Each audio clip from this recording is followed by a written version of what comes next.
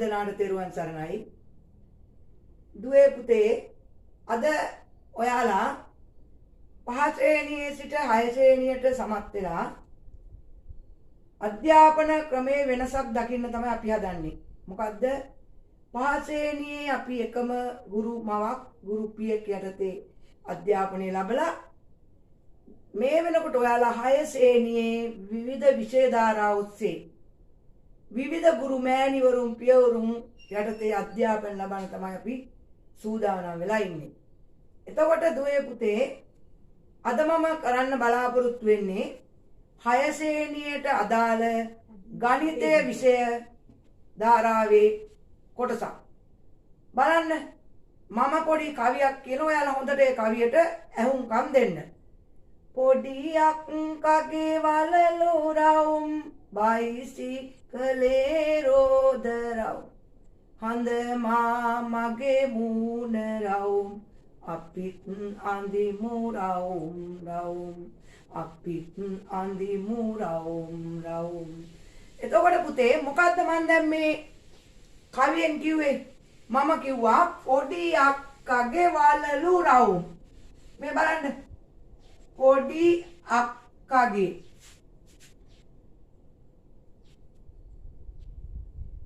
වලලු රවුම්. ඔන්න එතකොට මම මොකක් ගැනද කිව්වේ? රවුම් ගැන. ඔයාලා දන්නවා ඔයාලා අතේ දානවා වලලු, නංගිලා අතේ දානවා, අක්කලා අතේ දානවා. එතකොට මේ වලලුගේ වලල්ලේ හැඩය තමයි මොකද්ද? රවුම්. ඊළඟට මම කිව්වා බයිසිකලේ. බයිසිකලේ රෝද රවුම්. රෝද රවුම්. එතකොට පුතේ දුවේ මම දැන් කිව්වේ මොකක් ගැනද? බයිසිකලේ රෝද රවුම්. බලන්න ඔයාලා පදිනවනේ බයිසිකල්. දැන් අපේ පුතාලා මවුන්ටන් බයිසිකල් පදිනවා, දුවලත් බයිසිකල් පදිනවා, ඔයාලගේ තාත්තලාත් පදිනවා. මේ බයිසිකලේ රෝද මොන වගේ තියෙන රවුම්. එතකොට ඔන්න රෝද රවුම්. හඳ මාමගේ මුහුණ රවුම්. හඳ මාමගේ මුහුණ රවුම්. ඔයාලා පුතේ දැකලා තියෙනවා පසළොස්වක පෝයදාට හඳ පායනකොට බැලුවාම මොකද හඳ පේන්නේ අපිට? ලස්සන රවුම් හැඩයක් තමයි හඳේ තියෙන්නේ. ඊළඟට මං කිව්වා අපිත් අඳිමු රවුම් රවුම්. අපිත් අඳිමු රවුම් රවුම්. එතකොට පුතේ මම දැන් කිව්වේ මොකද්ද? මම කිව්වේ රවුම් ගැන. මේ වලලු රවුම්, රෝද රවුම්, මුහුණ රවුම්, රවුම් රවුම්. එතකොට අපි මේ පහේ පන්ති ඉන්නකොට අපේ දුවලා පුතාලා විවිධ ආකාරයේ හැඩතල කරනකොට රවුම් පිළිබඳ ඉගෙන ගන්න ඇති. හැබැයි පුතේ අපි දැන් 6 පන්තියට ආවට පස්සේ මේවට අපි රවුම් කියන්නේ නැහැ. අපි පුතේ මේවට කියන්නේ මොකද්ද? වෘත්තාකාර හැඩ. අපි කියන්නේ මොකද්ද මේවට? වෘත්තාකාර හැඩ. වෘත්තාකාර හැඩ.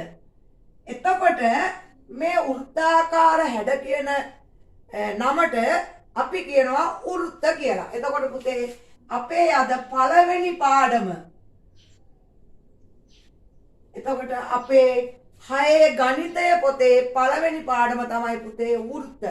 එතකොට අපි දන්නවා ඕනෑම වෘත්තාකාර හැඩයක් තියෙන ද්‍රව්‍යයකට අපි කියනවා වෘත්තයක් කියලා. එතකොට මේ වෘත්තාකාර හැඩ තියෙන දේවල් ඔයාලා නිවසේදී හුඟක් වෙලාවට භාවිතා කරනවා. මොනවද? බලන්න අපේ කුස්සියට ගියොත් අපි හැම තිස්සෙම අපි උදේටත් ගන්නවා, දවල්ටත් ගන්නවා, රැටත් ගන්නවා. මොනවද? අපි කෑම කන පිගාන. එතකොට බලන්න අපි කෑම කන පිගාන මොන වගේද? වෘත්තාකාර හැඩයක් තියෙන රවුම් හැඩයක්. අපි දැන් රවුම් කියන්නේ නැහැ කිව්වනේ. අපි දැන් කියන්නේ ඒකට වෘත්තාකාර හැඩයක්.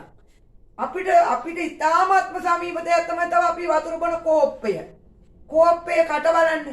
කෝප්පේ කටත් මොන වගේද තියෙන්නේ? වෘත්තාකාර හැඩයක්. ඊළඟට පුතේ අපි බලන්න අපේ ගෙදර අම්මා උයන මුට්ටිය. අපි හාල් ලිපේ තියෙන මුට්ටිය අපිට හැම දෙයක්ම අපේ ජීවිතේට සම්බන්ධ වෙනවා. එතකොට බලන්න. ඒ මුට්ටියේ කට මොන වගේද? මුට්ටියේ කටත් වෘත්තාකාරයි.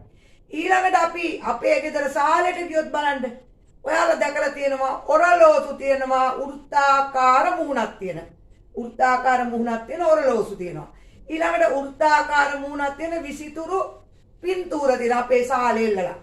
එතකොට පුතේ අපිට ඕනෑ තැනකදී අපේ නිවසේදී අපේ පාසලේදී අපේ පරිසරයේදී අපිට විවිධ තැන්වලදී මෙන්න මේ වෘත්තාකාර හැඩ කියන දේවල් හඳුනා ගන්න පුළුවන් වෙන්න ඕන දැන්. එතකොට අපි වෘත්තාකාර හැඩ කියන දේවල් අපි හඳුනා ගත්තා නම් අපි බලමු අපි වෘත්තාකාර හැඩ ලයිස්තුගත කරමු. එතකොට මොකද කරන්නේ අපි වෘත්තාකාර හැඩ ලයිස්තුගත කරමු. මාත් එක්කම මගේ පුතාලත් ලියා ගන්න බලන්න. මොන්න එක පිඟාන. පිඟාන. එතකොට දෙක මම දෙක කිව්වනේ මමත් කිව්වා. ඔයාලත් ඉඳන් කියන්න කෝපයේ කට. කෝපයේ කට.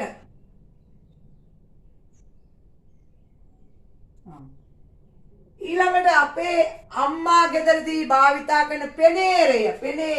මේ බලන්න පෙනේරයත් වෘත්තාකාර හැඩයක්. පෙනේරය.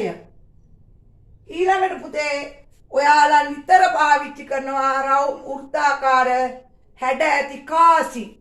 මේ අපි දන්නවා රුපියල් 2 කාසිය. රුපියල් 2 කාසිය. රුපියල් 2 කාසිය. ඊළඟට ඔයාලා භාවිතා කරන CD තැටි.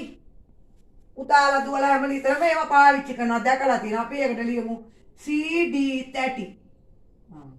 එතකොට මම මේ ලයිස්තුගත කරේ මොනවද? වෘත්තාකාර හැඩ තියෙන ද්‍රව්‍ය කීපයක්. එතකොට දුවේ පුතේ ඔයාලට පුළුවන් වෙන්න ඕන අපේ නිවසේදී හෝ පරිසරයේදී හෝ පන්ති කාමරයේදී හෝ ඕනෑම වෘත්තාකාර හැඩයක් තියෙන ද්‍රව්‍ය අඳුරා ගන්න. බලන්න ඔයාලා ගාව තියෙනවා මොනවද? ඔයාලා වතුර ගෙනියන බෝතලේ අඩිය, ඔයාලා මේ පැන්සල් රූල් කරන කටර් එක, මේ රවුම් කටර් තියෙනවා. ඒ වගේ ඕන තරම් අපි පන්ති කාමරයේදී මේ වෘත්තාකාර හැඩ භාවිතා කරනවා. එතකොට දැන් මෙන්න මේ වෘත්තාකාර හැඩ අපි වෘත්තාකාර හැඩයක් ඇන්දොත් මෙන්න වෘත්තාකාර හැඩය. මේ වෘත්තාකාර හැඩයේ මෙන්න මේ වක්‍ර රේඛාවට වෘත්තාකාර හැඩයේ මේ වටේ රේඛාවට මේ වක්‍ර රේඛාවට අපි කියනවා මොකක් කියලාද? වෘත්තය කියලා. වක්‍ර රේඛාවට අපි කියනවා මොකක් කියලාද? වෘත්තය. එතකොට පුතේ දැන් අපි ඕනෑම තැනකදී වෘත්තාකාර හැඩයක් හෝ වෘත්තයක් අපිට හඳුනා ගන්න පුළුවන්. එතකොට මං හිතනවා අපේ දුවලා පුතාලා ඉතාම පැහැදිලිව දැන් ඕන තැනක තිබ්බොත් වෘත්තාකාර ද්‍රව්‍ය හැඩ ඇති ද්‍රව්‍යයක් හඳුනා ගනීවි. ඊළඟට බලමු අපි පුතේ මේ පාඩමේ දෙවෙනි අදියර. මේ පාඩමේ දෙවෙනි අදියර. එතකොට මෙන්න මේවට අපි කියනවා මොනවද? මේවට නැවත වරක් මතක් කරොත් මෙන්න මේවට අපි කියනවා වෘත්තාකාර හැඩ ඇති ද්‍රව්‍ය. වෘත්තාකාර හැඩ ඇති ද්‍රව්‍ය දේවල්. පුතේ අපි දැන් වෘත්තාකාර හැඩ අඳුනාගත්තා. වෘත්තාකාර හැඩවට අපි වෘත්තයක් කියලා කිව්වා. ඊළඟට අපි පුතේ කරන්නේ ද්‍රව්‍ය භාවිතයෙන්. අපි කරන්නේ ද්‍රව්‍ය භාවිතා කරලා වෘත්ත අඳිනවා. භාවිතයෙන් වෘත්ත ඇඳීම. අපේ පාඩමේ දෙවෙනි අදියර වෘත්ත ඇඳීම. එතකොට අපි භාවිතා කරන්න ඕනේ වෘත්තාකාර හැඩ තියෙන ද්‍රව්‍ය තමයි. අපි බලමු මෙන්න මේ මල්ලක තියෙනවා මේ බෝතලයක මූඩියක්. මේ බලන්න. අපි මේ මූඩිය මෙහෙම කළා තිබ්බා. තියලා අපි මෙන්න මෙහෙම මේක මෙන්න ඇඳලා. එතකොට මේක මොකද්ද? මේක වෘත්තයක්. එතකොට මොකද්ද මේක? වෘත්තයක්. එතකොට අපි මේ අපේ ගෙවල් වලට කිරි එහෙම කියන කප් තියනනේ. අපි මේ කිරි කප් එක තියලා අඳිමු. මේ බලන්න. කිරි කප් එක ටිකක් ලොකුයි. එතකොට අර ඉස්සෙල්ලා ඇඳපු එකට වැඩිය මේක ලොකුයි. එතකොට පුතේ අපි ද්‍රව්‍ය භාවිතා කරනකොට මේ ද්‍රව්‍ය වල ප්‍රමාණය එකිනෙකට වෙනස්. ඔයාලට පේනවනේ මේ තියෙන්නේ අපි බෝතලයක පියන. බෝතලයක පියන. මේ තියෙන්නේ අපි කිරි කෝප්පයක. කෝප්පයක කට. අපි පුතේ මේ රුපියල් 2,100 තියලා ඇන්දොත් අපි මේ 2,100 තියලා ඇන්දොත් ඒක ඊටත් වැඩිය කුඩායි. මේ බලන්න. අපි හිමින්තර ඒක අඳින්න ඕනේ. ඒක පොඩිනේ. ඒ හින්දා අපි ඒක බොහොම පරිස්සමට පොතේ තියලා හිමින්තර අඳින්න ඕන. එතකොට ඒක පුතේ කොඩම් වැඩි පොඩි. එතකොට අපි භාවිතා කරන ද්‍රව්‍ය අනුව තමයි මේ එක එක වෘත්තයේ ප්‍රමාණය වෙනස් වෙනවා. රුපියල් 2,100 මේක මොකද්ද? රුපියල් 2,100. එතකොට අපි අඳින ද්‍රව්‍ය ප්‍රමාණයෙන් හැමතිස්සෙම මොකද වෙන්න ඕන? සමාන නැහැ. මේ වෘත්තය වෙනස්. මේ වෘත්තය ඊට ටිකක් ලොකුයි. මේ වෘත්තය චූටි කුඩායි. එතකොට අපි ඕනෑම ද්‍රව්‍යයක් භාවිතා කරලා අපිට වෘත්ත අඳින්න බෑ. අපිට වෘත්ත අඳින්න පුළුවන් වෘත්තාකාර හැඩ තියෙන ද්‍රව්‍ය භාවිතා කරලා විතරයි. ඒක හොඳට මතක තියාගන්න. ඕනෑම ද්‍රව්‍යයක් භාවිතා කරලා අපිට වෘත්ත අඳින්න බෑ. අපිට වෘත්ත අඳින්න පුළුවන් වෙන්නේ වෘත්තාකාර හැඩ තියෙන ද්‍රව්‍ය භාවිතා කරලා විතරයි. එතකොට පුතේ අපි මෙන්න විවිධ ද්‍රව්‍ය භාවිතයෙන් වෘත්ත කීපයක් ඇඳලා. දැන් අපේ දුවලා පුතාලටත් පුළුවන් තමන්ගේ පොත්වල තමන්ගේ ගෙදර තියෙන වෘත්තාකාර හැඩයක් අරගෙන පොතේ තියලා මේ විදියට වෘත්තයක් අඳින්න. එතකොට පුතේ ද්‍රව්‍ය වල විශාලත්වය අනුව මේ අඳින වෘත්තයේ විශාලත්වය වෙනස්. එකම ප්‍රමාණය නෙමෙයි. ඒ ද්‍රව්‍ය අනුව ඒකේ තියෙන විශාලත්වය වෙනස්. එතකොට පුතේ අපිට දැන් පුළුවන් වෙන්න ඕන ඕනෑම වෘත්තාකාර හැඩ ඇති ද්‍රව්‍යයක් භාවිතා කරලා වෘත්තයක් අඳින්න. එතකොට පුතේ මම දැන් ඔයාලට කිව්වා ඕනෑම වෘත්තාකාර හැඩයක්. මේ බලන්න මේ පීරිසිය මෙයා වෘත්තාකාර හැඩයක්. එතකොට අපි මෙන්න මේ මූඩිය බලන්න මේකත් වෘත්තාකාර හැඩ. හැබැයි පුතේ අපේ ගෙදර තියෙනවා වෘත්තාකාර නොවන හැඩ. මේ බලන්න මෙන්න මේ පෙට්ටියක පියනක්. මේකේ තියෙන මොකද්ද?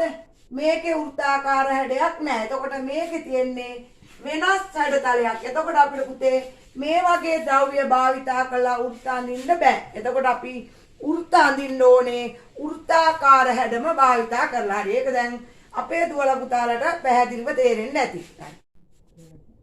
එතකොට පුතේ අපි දැන් විවිධ වෘත්තාකාර ද්‍රව්‍ය භාවිතා කරලා වෘත්ත ඇඳලා. ඊළඟට පුතේ අපි කරන්න හදන්නේ මෙන්න මේ මම ඇඳලා තියෙනවා මේ වෘත්තයක්. මේ වෘත්තය මේ වටේම තියෙනවනේ. මේ වටේට අපි කියන්නේ වක්‍ර ධාරය කියලා. අපි ওই වටේට කියන්නේ මොකද්ද? වක්‍ර ධාරය. එතකොට අපි දැන් සූදානම් වෙන්නේ තුන්වෙනි පියවර හැටියට. තුන්වෙනි අදියර හැටියට අපි සූදානම් වෙන්නේ මෙන්න මේ වෘත්තයේ මේ මැද පිහිටි ලක්ෂයේ සිට මෙන්න මේ වක්‍ර ධාරයට අඳින්නද ඕනෑම රේඛාවක් මෙන්න මේ ඇන්දොත් මේ ඔහොම ඇන්දොත් ඕනෑම රේඛාවක් මෙතන ඉඳලා මේ දුර සමානයි කියලා පෙන්වන්න මම පුතේ පොඩි ක්‍රියාකාරකමක් දැන් කරනවා. අපි ඉස්සෙල්ලාම පුතේ කරන්නේ මේ ක්‍රියාකාරකමේ අපි මේ සුදු කඩදාසියක් අපි ගන්නෙ නෑ. මොකද සුදු කඩදාසිය අපිට පැහැදිලිව පේන්නේ නැති හින්දා අපි පාට A4 කොලයකින් මෙන්න මේ විදිහට වෘත්තයක ආස්තරයක් කපා ගන්නවා. අපි පුතේ මේකට කියන්නේ වෘත්තයක ආස්තරයක්. මේක අපි කපා ගන්නේ යම් කිසි ඔයාලා කැමති ප්‍රමාණයේ ඕනෑම වෘත්තාකාර ද්‍රව්‍යයක් භාවිතා කරලා. ඊට පස්සේ පුතේ අපි කරන්නේ මේක අපි දැන් මොනවත්ම දන්නේ නැහැ. අපි මේක මොනවත්ම දන්නේ නැහැ. එතකොට අපි කරන්නේ මේ වෘත්තය අපි හරියටම දෙකට නමනවා. මෙන්න මේ වෘත්තය දෙකට නමලා අපි හොඳට මෙන්න මේ දෙකට නමන මෙන්න මේ රේඛාව මේ නැවුම් රේඛාව මේකට අපි කියන්නේ නැමුම් රේඛාව. අපි ඕකට කියන්නේ මොකක්ද එතකොට? නැමුම් රේඛාව. එතකොට අපි මේ නැමුම් රේඛාව මෙන්න මෙහෙම පුතේ දිග අරගෙන මෙහෙම දිග ඇරලා අපි මේක කෝදුවක් තියලා අපි සෙන්ටිමීටර් කෝදුව තියලා මේ වගේ අපි සරල රේඛාවක් අඳිනවා. එතකොට දැන් අපේ මේකේ තියෙන කීයක්ද සරල රේඛා? එකයි. මේකෙන් බෑනි පුතේ අපිට මැද හරියට හොයාගන්න. එහෙමනම් පුතේ අපි මේ දෙකට නාවප එක නැවත වරක් හතරක් වෙන්න කොටස් හතරක් වෙන්න අපි නැවත වරක් නමනවා. නමලා මෙන්න මේක මෙන්න මේ හොඳට අපි ඇඟිල්ලෙන් මෙහෙම ඇඳගන්නේ ඇයි? රේඛාව වෙනස් වුණොත් හරියටම මේකේ මැද හොයාගන්න අපිට බැරි නිසා අපි මෙන්න මේක නියපොත්තෙන් හොඳට මෙහෙම කරලා දිගාරිනවා මේ. අපි දිගාරලා පුතේ ඒ රේඛාවත් අපි ඇඳ ගන්නවා. අපි මොකද කරන්නේ? ඒ රේඛාවත් හරියටම ඇඳ ගන්නවා ඕන. දැන් අපිට තියෙනවා රේඛා හතරක්. මෙන්න බලන්න. රේඛා හතරක් තියෙනවා. අපිට පුතේ මේක තවත් නිවැරදි වෙන්න නම් අපි මේක නැවත වරක් හරියට සමපාත වෙන්න තවත් වතාවක් නවමු. අපි මේක තව වතාවක් නවමු. අමාරු නෑ අපිට මේක නමන්න ඉච්චර. නමලා හොඳට පුතේ මෙන්න මේ ඇඟිල්ලෙන් Tamanගේ ඇතේ නියපොත්තේ මෙහෙම අඳින්න ඇඳලා දිගාරින්න. දිග ඇරලා මෙන්න මේව ඒ රේඛාවත් අපි පෑනෙන් හරි පැන්සලෙන් පේන්නේ නැත්තම් පුතේ අපි පෑනෙන් අඳිනවා.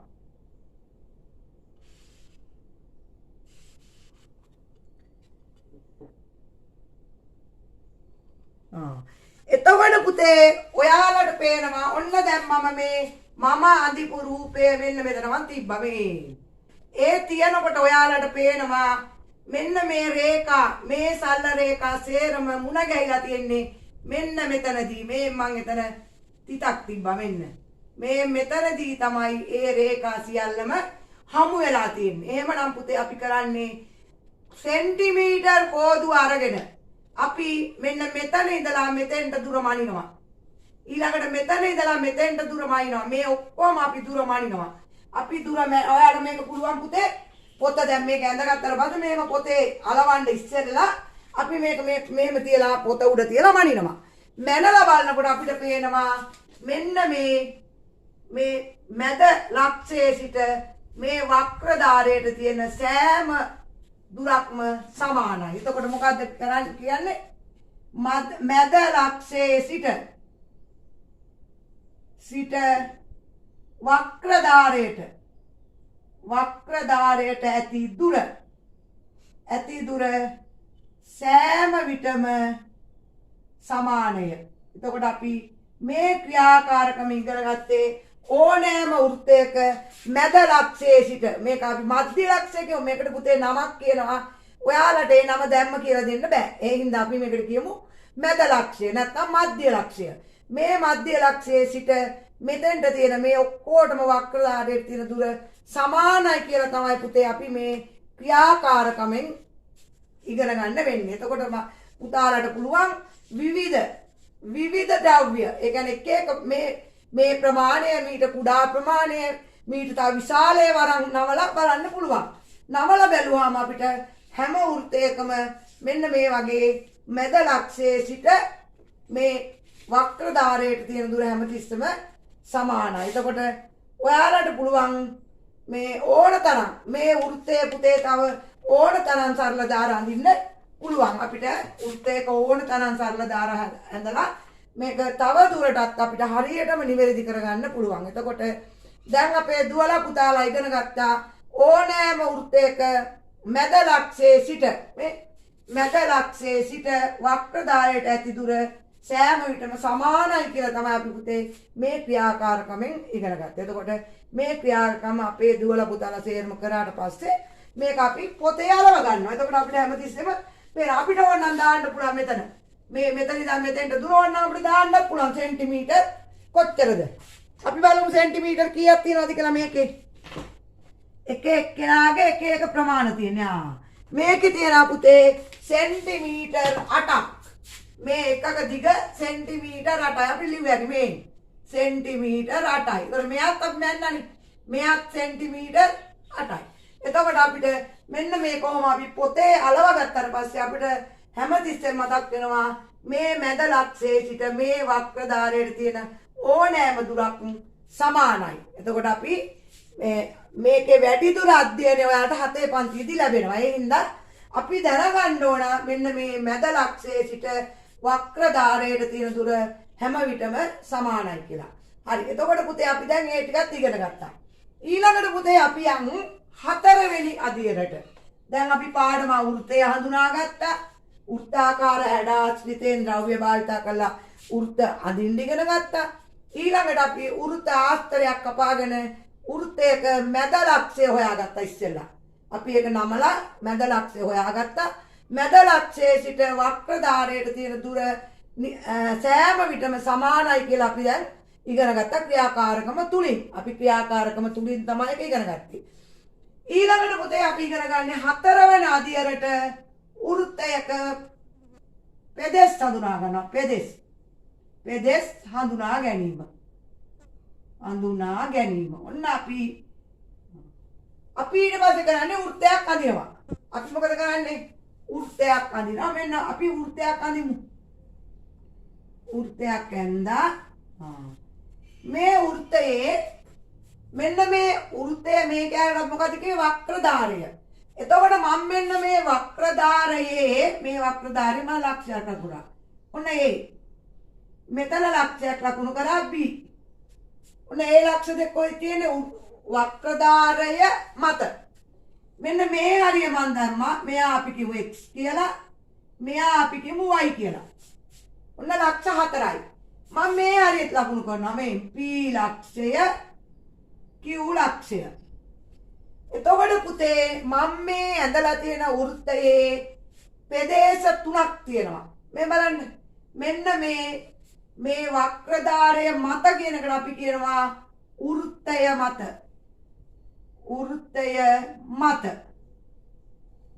එතකොට මේ වක්‍ර ධාරයේ උඩ තියෙන අයට අපි කියන්නේ වෘත්තය මත. එතකොට මේකේ තියෙනවා වෘත්තය මත ලක්ෂ. මොනවද? A හා B. වෘත්තය මත ලක්ෂ. ඊළඟට පුතේ මේ XY තියෙන කොහෙද වෘත්තේ? XY තියෙන්නේ වෘත්තයේ ඇතුළත. මෙයාලට එළියට එන්න බෑ. එළියට එනවා නම් මේ වක්‍ර ධාරය කපාගෙන එන්න ඕන. එතකොට මෙන්න මේ AB තියෙන්නේ වෘත්තය මත. මෙන්න මේ දෙන්න ඉන්නේ පුතේ කොහෙද? වෘත්තය ඇතුළත. එතකොට ඒවට අපි කියනවා වෘත්තය ඇතුළත ලක්ෂ.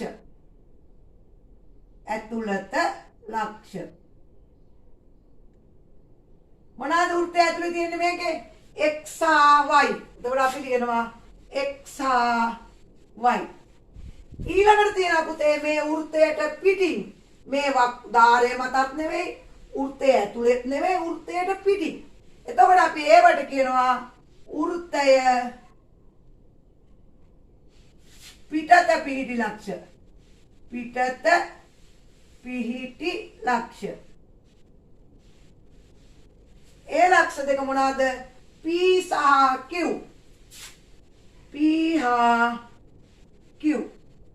එතකොට දැන් පුතේ අපි ඉගෙන ගත්තා වෘත්තයේ ප්‍රදේශ 3ක්. එකක් තමයි වෘත්තය මත තියෙන ඒවා, වෘත්තය ඇතුළත තියෙන ඒවා, වෘත්තය පිටත තියෙන. එතකොට වෘත්තයේ අපි තියෙන ප්‍රදේශ 3ක්. ඒ තුන තමයි මම මේ ලිව්වේ. මේ දෙන්න ඉන්නේ වෘත්තය මත, මේ දෙන්න ඉන්නේ වෘත්තය ඇතුළත, මේ දෙන්න ඉන්නේ වෘත්තයේ පිටත. එතකොට අපේ දුවලා පුතාලට පැහැදිලි වෙනවා ඇති දැන් මොකද්ද මම මේ වෘත්තය මත කිව්වේ කොහෙද? වෘත්තය ඇතුළත කිව්වේ කොහෙද? වෘත්තය පිටත කිව්වේ කොහෙද කියලා. අපි බලමු තවත් එකක් කරලා ක්‍රියාකාරකමක් ක්‍රීඩාවක්. අපිට දැන් මේකෙන් ක්‍රීඩාවක් කරන්න පුළුවන්. මේ බලන්න. අපි ඉන්නවා පන්තියේ ළමයි. අපිට පුළුවන් ඒක අපේ දරුවෙක් භාවිතා කරගෙන කරන්නත් පුළුවන්. එහෙම නැත්නම්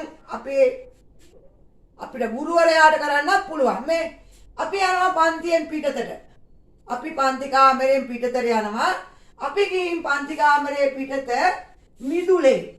මිදුලේ අපි අඳිනවා වෘත්තයක්.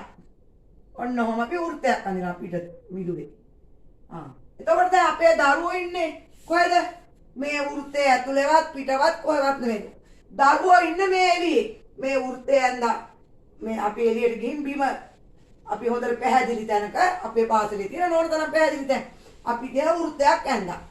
ඇඳලා මම කියනවා ඉස්සෙල්ලාම පුතේ දිනිති එන්න ඇවිල්ලා ඔයා මේ වෘත්තයේ වක්‍රධාරය මත හිට ගන්න කියලා.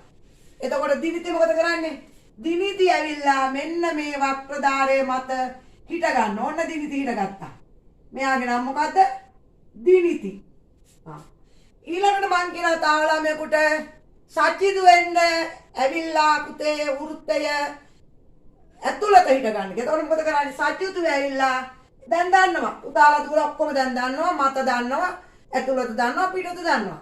එතකොට සච්චිදු මොකද කරන්නේ? එයා ඇවිල්ලා මේ වෘත්තය ඇතුලේ කොහේ හරි හිට ගන්න. ඕන තැනක පුළුවන්. මෙතන ඕනෑම තැනක පුළුවන් වෘත්තේ ඇතුලේ. ඊළඟට මෙයා කවුද? එතකොට සච්චිදු. අපි මේ ලියන්නේ දැන් ඔයාලට දැන් ක්‍රියාකාරකම් කරනකොට නම් ළමයා අඳුරනවනේ හැමෝම පන්තියේ ළමයි අඳුරන හැම කෙනාම. ඊළඟට මං කියනවා පුතේ එන්න කෞෂි ඔයා හිට ගන්න වෘත්තයෙන් පිට. එතකොට කෞෂි ඇවිල්ලා හිට ගනි මෙන්න මේ වෘත්තයෙන් පිට. කෞෂි. එතකොට දැන් ඔන්න දැන් ළමයි 3 දෙනෙක් ඉඳගත්තා. අපේ යාළුවෝ 3 දෙනෙක් ඉන්නවා ප්‍රදේශ 3ක. මත එක්කෙනෙක් ඉන්නවා ඇතුළත එක්කෙනෙක් පිටත එක්කෙනෙක්. ඔයාලට පුතේ මේක මාරුවෙන් මාරුවට කරන්න පුළුවන්. ඔයාලා කවුරු හරි මෙතෙන්ට එන පන්ති කාමරයෙන් ආවට පස්සේ දැන් කියනවා. දැන් ටීචර් පැත්තකට ගියා කාට හරි පුළුවන්. එන්න අනුරාධ එන්න වෘත්තේ මත හිට ගන්න. ඔන්න අනුරාධ ආවා. වෘත්තේ මත කවුද මෙයා? අනුරාධ. ඊළඟට තව ළමයි කෙනා යා කියන ඇවිල්ලා හිට ගන්නකො මේ කවුද? හසරැල්. වෘත්තේ මත හිට ගන්න. වෘත්තේ ඇතුළත හසරැල්. උදේ හසරැල් ඇවිල්ලා මෙතන හිටගත්තොත් මොකද වෙන්නේ? අපි කිව්වේ හසරැල්ට වෘත්තේ ඇතුළේ හිට ගන්න කියලා. එතකොට හසරැල් ඇවිල්ලා මෙතන හිටගත්තොත් හරිද? නෑ. එතකොට පුතේ ඔයාලට කියන්න පුළුවන් ඔන්න හසරැල් ඔයාට කිව්වේ අපි වෘත්තේ ඇතුළට එන්න කියලා. ඒ ඔයා වෘත්තේ මත ඉන්න කියලා අපි මේ හසරැල්ව දාන්න පුළුවන් වෘත්තේ ඇතුළට. ඔන්න වැරදි තැනුත් හදාගත්තා ඇති. ඊළඟට අපි කියනවා එන්න කවුද? ඉසුරි වෘත්තය පිටත හිට ගන්න. ඔන්න ඉසුරි ඇවිල්ලා පිටත හිට ගත්තා. ඉසුරි. එතකොට බලන්න ඔයාලට ගුරුවරයෙක් පන්තියේ නැති අවස්ථාවක මේ වගේ ක්‍රීඩාවක් කරන්න පුළුවන්. එතකොට පුතේ මේ ක්‍රීඩාව මාරුවෙන් මාරුවට දරුවෝ 20ක් 25 කට පන්ති එකක් කරන්න පුළුවන්. එතකොට අපිට කවදාවත් අමතක වෙන්නේ නැහැ. මොනවාද අමතක වෙන්නේ නැත්තේ? අපිට අමතක වෙන්නේ නැහැ මේ වෘත්තයේ තියෙන පෙදෙස්. දැන් අපිට ඕනනම් ලියන්න උනත් පුළුවන් පන්ති කාමරයට ගිහිල්ලා වෘත්තය මත හිටියේ කවුද? දිනිති. කවුද දිනිති? මෙන්න අනුරාධ. දිනිති අනුරාධ. අපි මෙයා දැන් උඩින් ලියමුකෝ. දිනිති අනුරාධ. ඔන්න වෘත්තය මත. ඊළඟට අපිට ලියන්න පුළුවන් වෘත්තය ඇතුලේ ඉන්නේ කවුද කියලා. වෘත්තය ඇතුලේ ඉන්නේ කවුද? අපි පන්ති කාමරයට ගිහින් ලියන්නේ මේවා. සචිදු ආයිනේ කවුද? හසරැල්. ඊළඟට වෘත්තයෙන් පිටත ඉන්නේ කවුද කියලා අපිට ලියන්න පුළුවන්. පිටත ඉන්නේ කෞෂි ඉසුරි. එතකොට මේ ක්‍රීඩාවක් මගින් ඔයාලට අපේ පුංචි දරුවෝ 6 කියන්නේ 5 පන්තියේ සමෝදාන වෙලා ඉඳලා එකම පන්තියේ එකම ගුරුවරු යටතේ අධ්‍යාපනය ලැබලා 6ටම විෂය ධාරා වෙනස් වෙනවා. එතකොට ඔයාලට එක ගුරුවරු ගණිතය කරන්න එක ගුරුවරයෙක්, සිංහල කරන්න එක්කෙනෙක්. එතකොට අපිට පුළුවන් අපේ පුංචි දරුවන්ට මේක ක්‍රීඩාවක් වශයෙන් කරන්න. එතකොට අපි දැන් මේ ක්‍රීඩාවෙනුත් අපි ඉගෙන ගත්තා වෘත්ත ප්‍රදේශ හඳුනා ගත්තා. මත, ඇතුළත හා පිටත. හරි පුතේ එතකොට අපි 4 වෙනි අධ්‍යයනයේ මොකක්ද ඉගෙන ගත්තේ? වෘත්තය මත ප්‍රදේශ ලකුණු කරන්න. ඊළඟට පුතේ අපි මේ පාඩමේ තව කොටසක් තියෙනවා 5 වෙනි අධ්‍යයන. 5 වෙනි අධ්‍යයන. ඔන්නලා හොඳම අධ්‍යයන තමයි 5 වෙනි අධ්‍යයන. මොකද්ද? වෘත්ත රටා ඇඳීම. වෘත්ත රටා. වෘත්ත රටා නැත්නම් වෘත්ත මෝස්තර. වෘත්ත රටා ඇඳීම 5 වෙනි පිය අධ්‍යයන. රටා ඇඳීම. දැන් අපිට පුළුවන් ඕන කෙනෙකුට වෘත්ත භාවිතා කරලා රටාවක් අඳින්න. මේ බලන්න. අපිට පුළුවන් මේ වගේ වෘත්තයක් වෘත්තාකාර ද්‍රව්‍යයක් තිබ්බ මේ.